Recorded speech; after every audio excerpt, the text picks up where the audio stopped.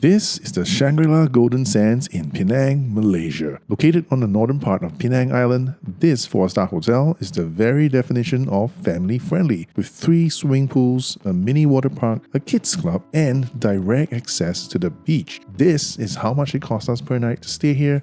So was the overall experience worth it? Well, let's talk about it. First, a fun fact. Right next door to the Shangri-La Golden Sands is the Shangri-La Rasa Sayang, a sister hotel. Rasa Sayang is positioned as a more exclusive, higher-end resort for couples on honeymoon or those who just want a more peaceful, quiet, serene vacation. Guests at the Rasa Sayang can come over to the Golden Sands to use its facilities, but the reverse isn't true. If you're a guest at the Golden Sands, you can't use the facilities at the Rasa Sayang. And if that makes you go, hey, that isn't fair, well, you can at least take solace in the fact that staying at the Golden Sands is going to save you a significant chunk of change if this analysis by Google Gemini is any indication. And because we all know that AI can sometimes hallucinate, I, the human, double-check the prices on Agoda, and yeah, it's pretty much in line with what the AI said. We spent 2 nights at the Shangri-La Golden Sands. It was about 11 AM on a Monday when we arrived. We weren't expecting to be able to check in yet because the standard check-in time is usually 3 PM. At most hotels anyway. But we tried our luck, and as luck would have it, they did have a room available. So we were able to check in more than 3 hours earlier than usual. Nice! We booked the Superior room, which is the entry-level accommodation at this hotel. You can choose either a pool/sea view or city view. For undisclosed reasons, save money, we chose the city view room. And here's the actual view we got. Not really a city view, as you can see. It's more like a street view. The room also does not come with a balcony. For a Shangri-La hotel, I must say that when I first entered the room, I felt somewhat underwhelmed. The best I could describe this room is functional. It doesn't have the signature, lavish interior that one would expect of an upscale luxury hotel brand like the Shangri-La. Yes, I know it's the entry-level room, but still, at least the room is a decent size at 36 square meters. Ours came with a king bed. You can also opt for twin beds. There's a long sofa next to the bed that could double up as another place to sleep. It would probably fit 1 large person or 2 smaller adults, or a husband who has been exiled from the bed.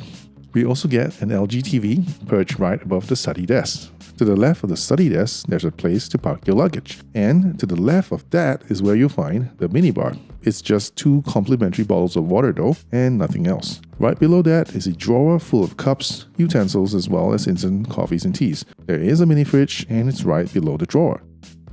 On to the bathroom, and my first thought was, it's way too small. It's just a narrow rectangular shape with not a lot of room to maneuver when you're inside. On one side of the bathroom is a bathtub, which is also where you take a shower, and on the other side are the mirror, sink, and bathroom amenities. In the middle is the toilet, and that's about it. Rather lackluster. It's the kind of bathroom I expect to find in a budget hotel. Fortunately, the room, or at least this particular one, is the weakest link at the Shangri-La Golden Sands. The rest of the hotel experience was actually pretty good, so let's get to that now, starting with the breakfast buffet. It's served in the Garden Cafe on the ground floor, close to the check-in counters, so you can't miss it. Vibe-wise, it feels a bit like eating in a canteen. The somewhat no-frills decor, combined with the rather gaudy color tones and open-air dining environment, make for an almost utilitarian aesthetic and ambience. And as you know, I was already feeling somewhat underwhelmed due to the room, so I braced myself for more of a similar kind of experience with the breakfast buffet. But to my complete surprise, I actually liked the food. For one, the culinary offerings were more diverse than I expected. For example, there's a live egg cooking station, but then most hotels have that, so nothing special here. But I was also pleasantly surprised to discover a live roti canai station. And in addition to Asian favorites like nasi lemak, dim sum, and fried rice, as well as the standard international cuisine like sausages and hash browns, there was Arabic cuisine with fresh hummus, cottage cheese, pita bread, olives, and so on. Special shout out to the nasi lemak though. I am no food expert, but I thought it was prepared well, with flavors that were satisfyingly robust and authentic. As much as I liked it though, if your room rate doesn't already include breakfast, it will cost you an additional $26 per person to purchase it separately. And if there's 2 of you, that's $52, which is about 160 ringgit. At that price, you get to eat like a king at a hawker center, like the one at the nearby Long Beach Kopitiam, less than a 5-minute walk away, and still have some change left over, so something to think about. But something you won't need to think too hard about are the swimming pools, because these are the real MVPs at the Shangri-La Golden Sands. And for you corporate go-getters out there, when I say MVP, no, I don't mean minimum viable product. There are 3 swimming pools here. First, we have 2 lagoon-shaped pools that wouldn't look out of place on a postcard. Even though the pools are irregularly shaped, they're big enough and deep enough that you can actually attempt to get some exercise by swimming a lap or 2, or you could just float around aimlessly. And hopefully you can see from this shot that one of the big pools has a nice shaded shallow area for children, albeit a little small, but perfect for your little ones. Let's get to ground level so you can get a close-up view. And this is how it looks when you're there. A decent enough size, I dare say. Grown-ups needn't feel left out.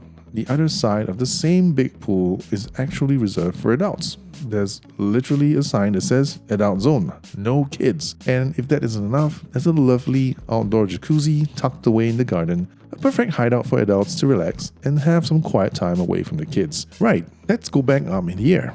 Okay, now that we're back up here, you can see that right next to the 2 big pools is a 3rd swimming pool, which is basically a splash area for younger children and toddlers, complete with its own mini water slides. As a parent, if you ever wanted to bring a babysitter along so you could actually get some R&R on your vacation, but couldn't quite fit it into your holiday budget, well, a mini water park like this is basically a built-in babysitter that keeps your little ones happy, occupied, and eventually exhausted. It's hard to ask for much more. The whole area is surrounded by tropical trees and dotted with little Balinese-style huts, as well as sprawling deck chairs to help you soak up that sun and beach vacation vibe. Between the big lagoon pools, the secret jacuzzi tucked away in the garden, the mini water park for the kids, and the proximity to the beach, everything you see here is why you'd stay at the Golden Sands. Whether you're a couple on vacation or a family of young kids, they've got you covered.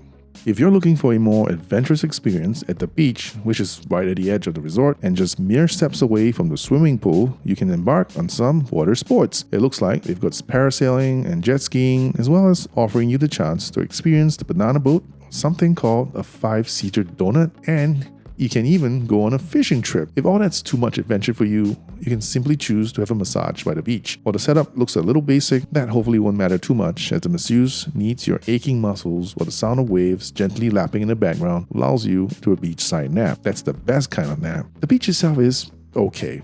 I didn't spot a lot of people swimming in the sea, but there were plenty of people hanging around the beach just taking in the breeze and children building sandcastles. The waters aren't clear like in the Maldives or even in Bali, but hey, it looks mostly clean, and at least there isn't a literal fleet of ships crowding the waves and ruining your sea view and even causing the occasional oil spill like in Singapore. Overall, it's not the most beautiful beach I've ever been to.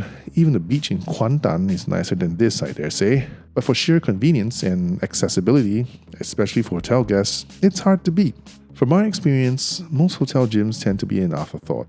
Just the bare minimum so the hotel can advertise that it has gym facilities. And the gym here at the Shangri-La Golden Sands is not too different. It's a bit small for a hotel of this size, and it literally only has a couple of treadmills, couple of stairmasters, a strength training machine, as well as a few free weights. On the plus side, it does provide gym towels, so you don't need to bring your own. There's also a water dispenser, and you do get a nice view of the pool while you work out. But it's certainly not going to be the reason that you choose to stay at this hotel. Another highlight worth mentioning is the Kids Club. It's an entertainment space for children with games, activities, arts and crafts. Pretty much everything you'd hope for to keep the kids occupied. The resort organizes daily activities for children aged 5 to 12, including sand art, coloring, batik painting, bowling, and even movie time.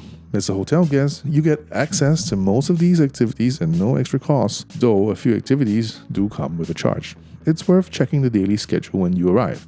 Overall, just like the gym, it's not the best kids club we've experienced, but it's a decent one. It does the job well and gives the kids something fun to do and the grown-ups some breathing room. If the kids club isn't doing it for your kids, right next door to the hotel is an indoor playground called Adventure Zone. It's fully air-conditioned and includes 3 different types of drop slides, plenty of modular play equipment, a toddler zone, plus child-friendly restrooms. There's even a reception area with a couple of arcade machines, and a small snack counter if the kids need a break. Unfortunately, it's not free to enter even for resort guests, although you do get a better rate compared to walk-in customers. Children aged 5 to 12 can do a 2-hour session for 30 ringgit or 3 hours for 38 ringgit. It's certainly a good option to consider if your kids need a break from the pool or just want to go wild indoors for a while and the kids club just isn't doing it.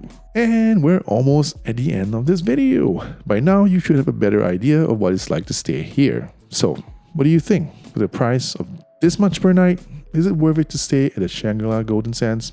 If you ask me, I'd say so, as long as you don't care too much about how your room looks and feels, or if you're willing to pony up the cash and stay in one of the better rooms here, like the suites. For what this hotel offers, with easy access to the beach, one of the better swimming pool facilities I've experienced, and a somewhat above average breakfast buffet, it's quite value for money. If the Shangri-La Golden Sands is not your cup of tea, check out this video on the Angsana, Teluk, Bahang, which is on the same stretch of coastline and just 15 minutes away. We also stayed there, so watch that video to find out what we thought about it. And that's it for our thoughts on the Shangri-La Golden Sands.